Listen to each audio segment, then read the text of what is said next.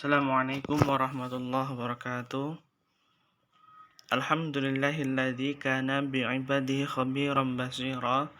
Tabarakalladzi ja'ala fis sama'i burujan wa ja'ala fiha sirajan wa qamaran munira. Asyhadu an la ilaha illallah wa asyhadu anna Muhammadan abduhu wa rasuluh la nabiyya wa rasula ba'da amma ba'd.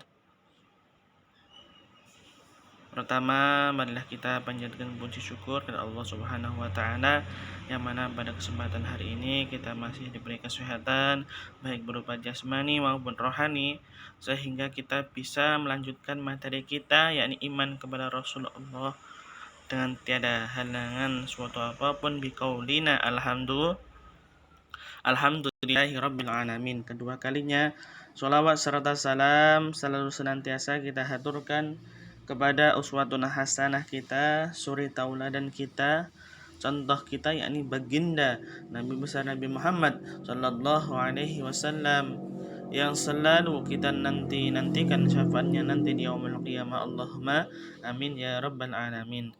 Baik anak-anakku, masih dengan KD yang sama atau KD 4 atau bab 4 yakni iman kepada Rasulullah. Pada kesempatan hari ini kita akan membahas, kalau kemarin nama dan sifat-sifat Rasul, hari ini kita akan membahas yakni tugas para Rasul Allah Subhanahu wa taala. Para nabi dan rasul yang diutus Allah Subhanahu wa taala memiliki tugas-tugas dari Allah Subhanahu wa taala. Allah berfirman dalam Quran surat Al-Ahzab ayat 45 dan 46 yang berbunyi A'udzu billahi minasyaitonir rajim. Bismillahirrahmanirrahim. Ya ayyuhallan nabiyyu inna arsalnaka syahidan wa mubasyiran wa nadhira وداعيا إلى الله بإذنه وسراجا منيرا. Sadaqallahul azim, yang artinya, hai Nabi, sungguhnya kami mengutusmu untuk jadi saksi dan pembawa kabar gembira dan pemberi peringatan dan untuk jadi penyeru kepada agama Allah Subhanahu wa taala dengan izinnya dan untuk menjadi cahaya yang menerangi. Quran surat Al-Ahzab ayat 45 dan 46. Ibnu Katsir rahimahullah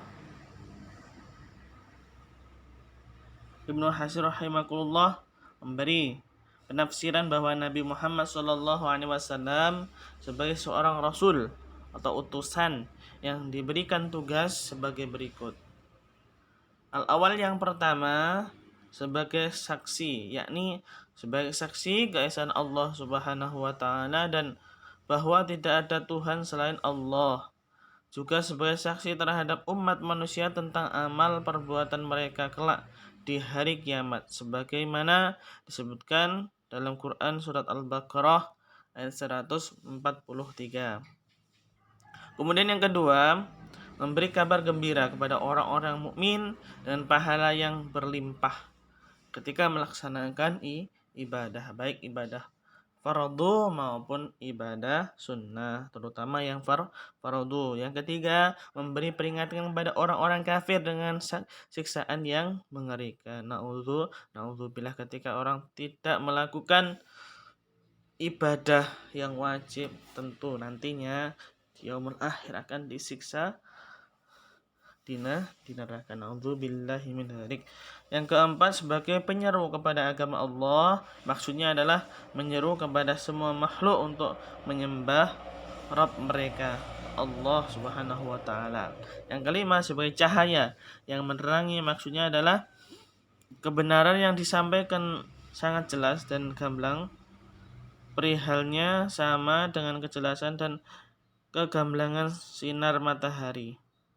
Tiada seorang pun yang mengingkarinya kecuali hanya pembangkang yang tidak mau tunduk kepada kebenaran. Itu menurut Ibnu Katsir. Yang selanjutnya yakni adapun tugas-tugas para rasul secara umum sebagai berikut. Yang pertama, menyampaikan risalah Allah. Risalah Allah apa? Berupa Al-Quran. Kemudian diterjemahkan di dalam Al-Hadis. Kemudian yang kedua, menyeru kepada ajaran tauhid dan menjauhi perbuatan syirik. Yang ketiga, memberi kabar gembira kepada orang mukmin dan memberi peringatan kepada orang kafir. Yang keempat, menunjukkan jalan yang lurus. Yang kelima, sebagai hujjah kepada manusia. Kemudian selanjutnya, yang terakhir yakni hikmah. Beriman kepada Rasulullah, hikmah serta manfaat yang ada dalam keimanan terhadap para rasul.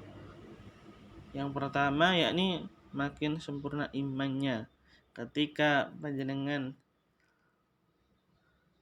percaya dan yakin dan mengimani Rasul-Rasul Allah walaupun belum pernah menjumpainya, maka akan sempurna imannya. Yang kedua, terdorong untuk menjadi contoh dalam hidupnya. Jadikan Rasul-Rasul Allah itu sebagai suri tauladan, contoh yang baik. Jangan malah meniru selain daripada Rasul, malah meniru artis-artis Korea, artis-artis Indonesia. Nah, naudzubillah. Yang bagus kita contoh yakni Rasul Allah, terutama Nabi Muhammad sallallahu alaihi wasallam. Yang ketiga, terdorong untuk melakukan perilaku yang baik.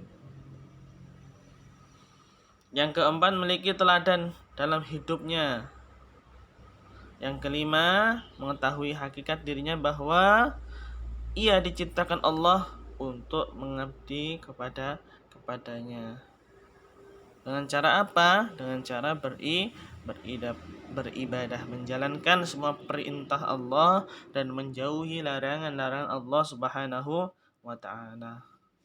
Demikian yang dapat saya sampaikan untuk materi yang kedua terkait iman kepada Rasul-Rasul Allah, dalamnya tugas para Rasul dan juga hikmah beriman kepada Rasul Allah. Ada kurang lebihnya saya mohon maaf.